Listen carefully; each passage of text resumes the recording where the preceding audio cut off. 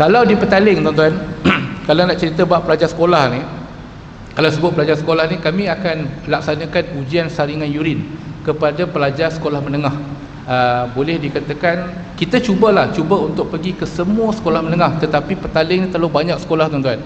Sekolah menengah dan sekolah rendah, untuk kedua-dua PPD ni kita ada lebih daripada 200 sekolah. 200 sekolah tuan-tuan, setahun pun kita ada 365 hari.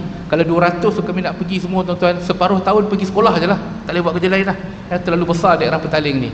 Untuk tahun 2022 saja kita dah pergi lebih kurang 34 buah sekolah. 34 buah sekolah tuan-tuan yang kita laksanakan ujian urin. Purata lah, sekitar satu sekolah lebih kurang 20 ke 30 orang lah yang kita mampu laksanakan ujian urin. Dan ada yang positif tuan-tuan, ada yang positif. Bila ada yang positif tu, biasanya sekolah ni dia peringkat sekolah ni dia tak main heroin, dia tak main morfin, dia biasanya ganja ataupun kalau yang lebih sikit syabu. Tapi dia akan bermula dengan ganja. Bila kita buat soal selidik balik, kita tanya balik, kita panggil parent dia, kita panggil mak ayah dia, kita buat sesi dengan parent dia. Yang pertama, of course dia akan bermula dengan rokok. Itu nombor satu lah, dia akan bermula dengan rokok. Yang kedua, kita bila kita tanya lagi dengan lebih dalam, ada dekat situ sedikit elemen keruntuhan keluarga. Maksudnya mungkin mak dan ayah tak duduk sekali, mak dan ayah berpisah ataupun bercerai. So ada elemen-elemen itu. Maka hasilnya anak ini akan mula mencari benda yang dia rasa senang. Bila nak cari benda yang senang, dia akan cari kawan. Bila dia cari kawan, kawan bagi, kawan suruh cuba, kawan suruh try, dia pun cuba. Akibatnya dia pun turut terjebak dengan penyalahgunaan dadah. Yang ni yang bahaya.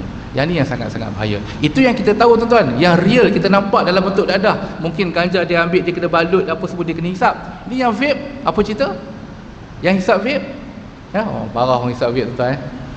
Okey, hisap vape tu saya tak nak sebutlah salah ke tak salah ke, sihat ke tak sihat, tuan-tuan fikir sendirilah kan, dia punya mudarat ataupun kebaikan daripada perkara tersebut. Cuma yang saya nak tekankan, sekiranya kandungan liquid itu dicampur dengan bahan-bahan yang terlarang ataupun bahan-bahan dadah, maka vape yang kita hisap tu pun jadi dadah, akan positiflah urin kita. Tapi kalau tuan-tuan pastikan liquid yang kita beli itu memang tidak mengandungi bahan terlarang, tidak mengandungi dadah, pada saya sekadar tuan-tuan hisap vape je lah, tak ada masalah lah kat situ. Masalah kesihatan, masalah apa, itu cerita lain lah. Tapi mana yang bercampur ni, yang bercampur dengan bahan-bahan yang lain ni. Bulan lepas kita terima satu kes daripada Shah Alam, yang berkaitan dengan kolej-kolej kemahiran lah, datang bawa 2 orang, seorang positif, seorang tak positif. Yang tak sangkut ni, yang tak sangkut urin ni adalah pemilik vape. Vape tu dia punya, tapi dia tak sangkut. Kawan dia ni hisap vape dia, kawan dia yang sangkut. Kawan dia yang sangkut.